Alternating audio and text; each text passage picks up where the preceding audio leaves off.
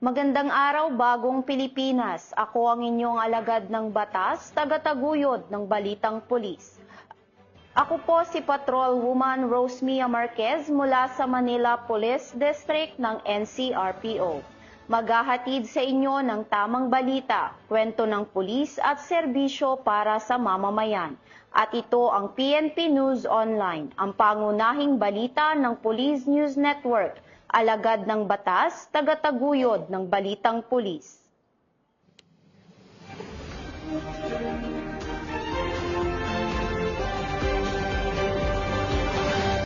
Narito ang mga balitang hatid ng ating PNN correspondents mula sa iba't ibang panig ng bansa.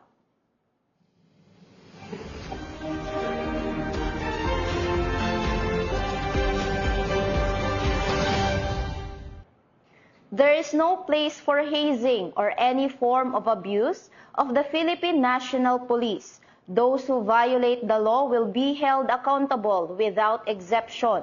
Yan ang naging pahayag ni Chief PNP, Police General Jose Milencio C. Nartates Jr. kaugnay sa insidente ng hazing sa Philippine National Police Academy at naninindigan ang PNP kontra hazing at paglabag sa karapatang pantao. Patrolman Don Brosas sa report.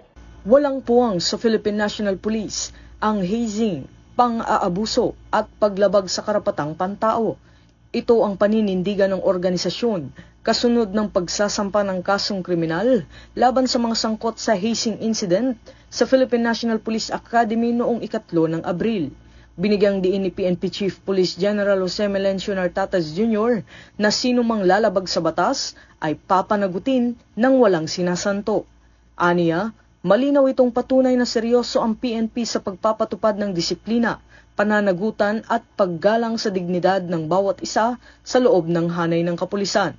Kaugnay nito, isinampa ng Criminal Investigation and Detection Group o CIDG noong 20 ng Abril ang reklamo sa Office of the Provincial Prosecutor sa Imus, Cavite para sa paglabag sa Republic Act No. 11053 o ang Anti-Hazing Act of 2018. Kasabay nito, iniutos din ang patuloy na pagpapalakas ng enforcement, supervision at accountability mechanisms upang agad na matugunan ang paglabag at mapigilan ang kahalintulad na insidente. Ito ang bagong PNP para sa bagong Pilipinas, serbisyong mabilis, tapat at nararamdaman.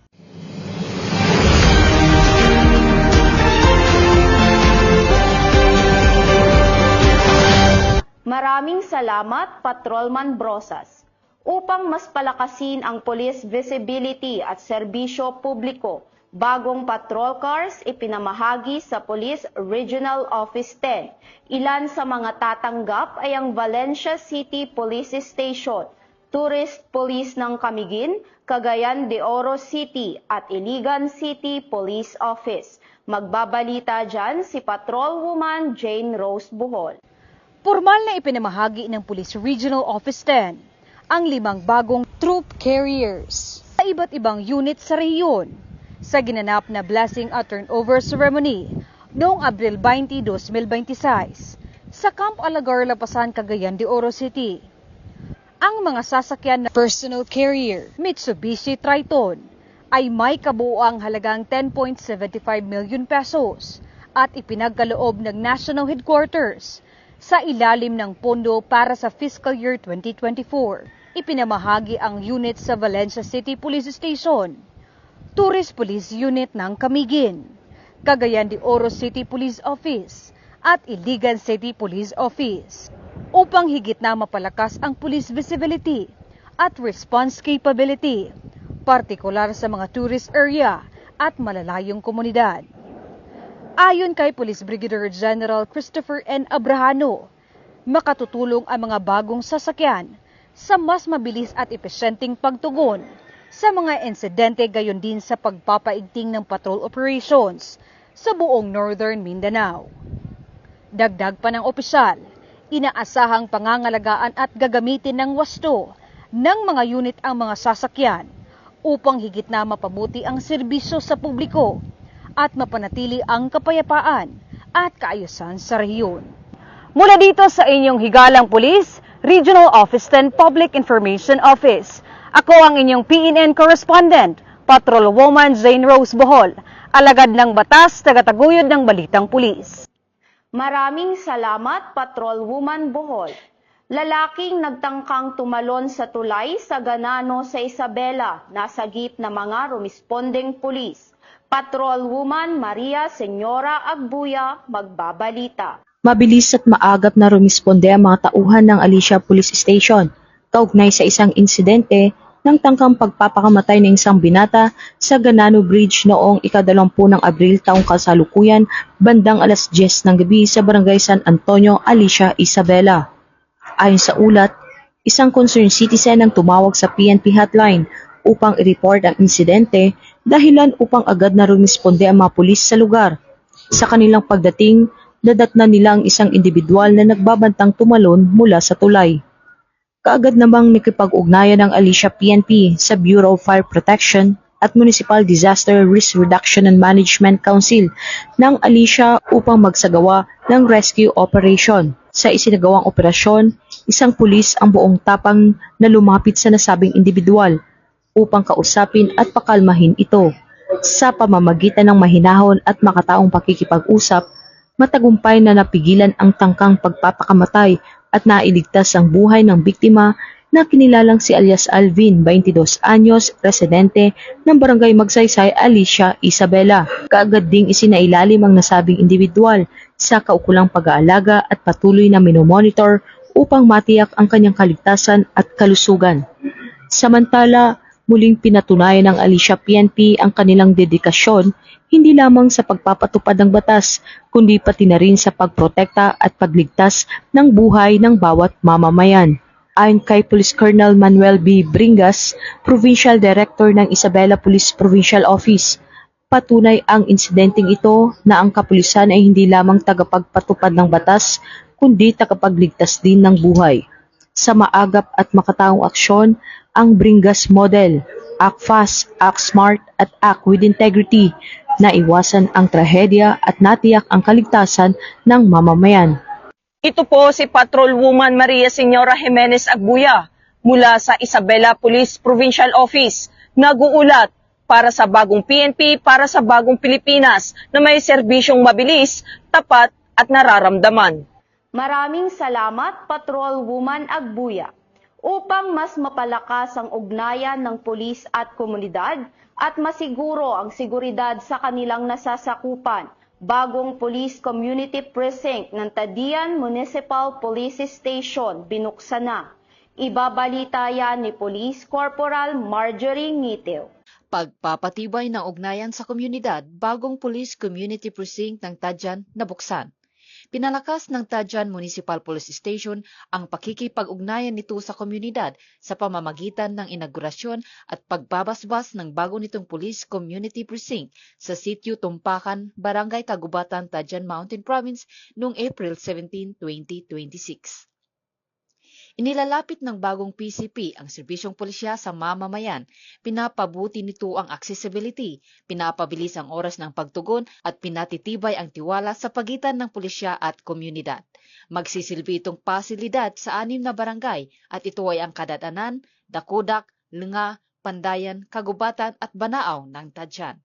Malugod naman na tinanggap ni Mayor Consuelo Masweng, mayor ng Tadyan, ang bagong PCP at ipinahayag ang kanyang buong suporta. Aniya, mas may lalapit nito ang serbisyong pulisya sa komunidad at mapapalakas ang kampanya sa impormasyon at edukasyon. Binigyan din naman ng pulisya ng Mountain Province na hindi kayang mag-isa ang pulisya sa pagpapanatili ng kapayapaan. Hinimok ang komunidad na makibahagi at makipagtulungan. Ipinahayag ng opisyal ng barangay at munisipyo ng Tadyan ang kanilang pasasalamat at suporta. Binigyan din nila ang kahalagan ng binadang at tinulong sa pagbuo ng isang mas ligtas at mas maunlad na Tadyan. Mula dito sa Bontoc Mountain Province, ako ang inyong PNN correspondent, Police Corporal Marjorie Ngitew, alagad ng batas, tagataguyod ng Balitang Pulis. Maraming salamat, Police Corporal Ngitew. Bilang bahagi ng core values ng Philippine National Police na makakalikasan, nakiisa ang mga miyembro ng PNP Kawayan sa isinagawang tree planting activities sa Isabela. Ito rin ay kaugnay sa Philippine Earth Day 2026 na may temang Our Power, Our Planet. Muling magbabalita dyan si Patrol Woman Maria Senyora Agbuya. Sa pagunita ng Philippine Earth Day 2026 na may temang Our Power, Our Planet, aktibong nakibahagi ang Kawayan Component City Police Station sa isinagawang tree planting activity nito lamang ika-22 ng Abril taong kasalukuyan sa Barangay San Luis, Kawayan City, Isabela. Ang naturang aktibidad ay nilahukan ng lokal na pamahalaan ng Kawayan, katuwang ang Senro, Peso Office at mga miyembro ng TUPAD. Layunin ng aktibidad na mapalakas ang pangangalaga sa kalikasan sa pamamagitan ng pagtatanim ng mga puno bilang ambag sa pagsukpo ng climate change, pagpapabuti ng kalidad ng hangin at pagpapanatili ng biodiversity. Samantala, ipinaabot naman ni Police Colonel Manuel B. Bringas, Provincial Director ng Isabela Police Provincial Office, na ang ganitong mga aktibidad ay mahalagang hakbang upang maipakita ang malasakit sa kalikasan. Ang Pambansang Pulisya ng Pilipinas ay patuloy na nakikiisa sa mga programang nagsusulong ng environmental protection at community engagement sapagkat ang ligtas at maayos na kapaligiran ay bahagi ng isang ligtas na pamayanan. Patuloy naman ang suporta ng Kapulisan ng Isabela sa mga programang pangkalikasan bilang bahagi ng mas pinalakas na ugnayan ng pulisya at komunidad tungo sa isang mas luntiang kinabukasan. Ito po si Patrol Woman Maria Senyora Jimenez Agbuya mula sa Isabela Police Provincial Office, nag-uulat para sa bagong PNP, para sa bagong Pilipinas na may serbisyong mabilis, tapat at nararamdaman. Mabilis na pagtugon ng Ifugao PNP nagbigay ng agarang tulong sa isang senior citizen at isang motorista. Ibabalita yan ni Patrol Woman Janice Bulahaw. Muling naramdaman ng mamamayan ang maagap na serbisyo at mabilis na pagtugon ng Ifugao PNP matapos matulungan ang tatlong individual sa magkakahiwalay na insidente sa mga bayan ng Lamut at Lagawi, Ifugao nitong ika-21 ng Abril taong kasalukuyan.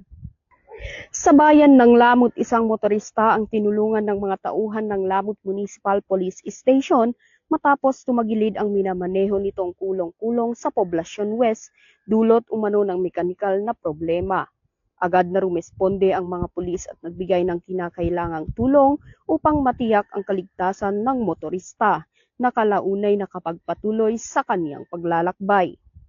Samantala sa bayan ng Lagawe, isang senior citizen ang nabigyan ng agarang tulong medikal ng mga tauhan ng Lagawe Municipal Police Station matapos makatanggap ng ulat mula sa isang concerned individual hinggil sa isang matandang nangangailangan ng agarang atensyong medikal sa Barangay Kudog. Agad na rumesponde ang kapulisan at tiniyak ang ligtas at mabilis na transportasyon ng pasyente sa Ifugao General Hospital para sa wastong medikal na pangangalaga. Sa isa pang insidente, isang individual ang naabutan ng mga nagpapatrolyang mga tauhan ng Lagawe MPS na natutulog sa gilid ng kahabaan ng National Road sa Barangay Kudog. Kalaunan ay napag-alamang ito ay nasa impluwensya ng alak at walang kakayahang makauwi. Dahil dito, hindi nag-atubili ang mga pulis na tulungan at ihatid siya sa kaniyang tahanan upang masiguro ang kaniyang kaligtasan, gayon din ang kaligtasan ng ibang motorista. Ang mga hakbang na ito ng Ifugao PNP ay sumasailalim sa kanilang dedikasyon at pangakong paglingkuran at protektahan ang komunidad, hindi lamang sa pagpapatupad ng batas, kundi pati na rin sa pagbibigay ng serbisyong may malasakit. Ito ay isang malinaw na refleksyon ng adhikain ng bagong PNP para sa bagong Pilipinas. Mula dito sa Ifugao Police Provincial Office, ako ang inyong PNN Correspondent, Patrol Woman Janice Bulahaw, alagad ng batas, tagataguyod ng balitang pulis. Misamis Occidental Police Provincial Office nakaalerto sa seguridad dahil sa pagsisimula ng Miss Universe Preliminary Competition sa naturang probinsya. Ang pagpapalakas ng seguridad at deployment ng Pro-10 ay bahagi ng pinalakas na Event Security Framework. na may layuning protektahan hindi lamang ang mga kandidata kundi maging ang publiko at mga turista. Ang buong detalye ng report ay mula kay Patrolwoman Jane Rose Bohol. Get ready, universe! Misamis Occidental is shining as the official host province and LGU partner of Miss Universe Philippines 2026. Formal nang sinimulan ang preliminary competition ng Miss Universe Philippines 2026 sa partner host ng LGU ng Misamis Occidental, kung saan nakaalerto na ang mga deployment ng Police Regional Office 10, partikular na ang Misamis Occidental PPO, upang tiyakin ang seguridad ng mga kandidata at maayos na daloy ng mga aktibidad. Ka-deploy na ang mga personnel sa mga venues, hotel at pangunahing ruta habang nagpapatuloy ang mga aktibidad, tulad ng swimsuit competition at tourist events. Kasama sa seguridad ang police visibility, crowd control, at intelligence monitoring. Ang deployment ay bahagi ng mas pinalakas na event security framework na layong protektahan hindi lamang ang mga kandidata, kundi pati ang publiko at mga turista. Binigyang diin din ng pulisya ang malapit na koordinasyon ng local government units, organizers, at iba pang law enforcement agencies, kabilang ang traffic management teams at emergency responders upang masigurong tuloy-tuloy at ligtas ang buong programa. Ayon sa pamunuan ng Pro-10, ang matagumpay na pagsisimula ng preliminary events ay patunay na kahandaan ng rehiyon sa pag-host ng malalaking national events, kasabay ng pagpapanatili ng mababang crime rate at stable peace and order situation sa Northern Mindanao. Sa kabuuan, nananatiling nakaalerto ang Pro-10 habang nagpapatuloy ang mga aktibidad ng pageant, kasabay ng paniniguro na ang Miss Universe Philippines 2026 preliminaries sa Misamis Occidental ay magiging ligtas, maayos at world-class ang pagdaraos. Mula dito sa inyong higalang pulis, Regional Office 10 Public Information Office, ako ang inyong PNN correspondent, Patrolwoman Jane Rose Bohol, alagad ng batas, tagataguyod ng balitang pulis. Maraming salamat, Patrolwoman Bohol. Arestado ang isang 42 anyos na lalaki matapos magpaputok ng baril sa operasyon ng Philippine National Police sa Oroqueta City, Misamis Occidental. Baril at bala nasa bat. Police Corporal Rewel Gel Dayo sa detalye. Hindi na nakapalag ang isang lalaki matapos umanong magpaputok ng baril sa Purok 3, Barangay Villaflor, Oroqueta City, tanghali ng Abril 19, 2026. Kinilala lamang sa alias na Bebel, 42 anyos, isang caretaker ang suspect na umano'y nasa impluwensya ng alak nang mangyari ang insidente. Upon responding by our troops, na recover po natin ang ginamit na baril, no? So itong isang empty shells yung ginamit niya sa pagpapuputok at mga bala sa same caliber of firearm, no? So agad-agad pong naaresto ng ating kapulisan. Na-recover sa suspect ang isang 45 caliber pistol, mga magasin, bala at mga basyo ng bala na isinailalim sa inventaryo sa presensya ng mga opisyal ng barangay. Ayon sa investigasyon, mayroon ring nakabinbin na kaso ng attempted murder ang suspect sa bayan ng Aluran, Misamis Occidental. Mayroon siyang previous case na attempted murder, may binaril siya sa Aluran at nakuhanan din siya ng caliber 45. Kasalukuyang nasa kustodiya ng Oroqueta CPS ang suspect para sa kaukulang disposisyon at pagsasampa ng kaso sa ilalim ng Republic Act 11926. Nanawagan naman ang hepe ng Oroqueta CPS sa mga individual na may mga hindi lisensyadong baril na isurrender ang mga ito sa pulisya. Mula dito sa PRO 10 Misamis Occidental Police Provincial Office, ako ang inyong Police News Network Correspondent, Police Corporal Rewel Gel Dayo, alagad ng batas, tagataguyod ng balitang pulis. Maraming salamat, Police Corporal Dayo. At yan ang mga balitang nakalap ng ating mga PNN correspondents mula Luzon, Visayas at Mindanao.